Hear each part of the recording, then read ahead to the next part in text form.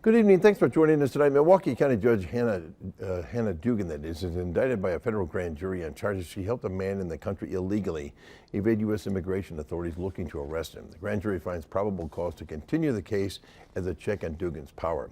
Dugan is suspended from the bench while it is pending. She's charged with a misdemeanor and faces up to 6 years in prison if convicted.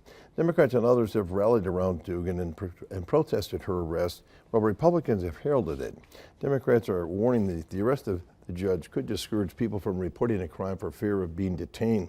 Republicans in the state assembly said in a statement that the charges against Dugan are, quote, serious, deeply troubling, and strike at the core of public trust, end quote.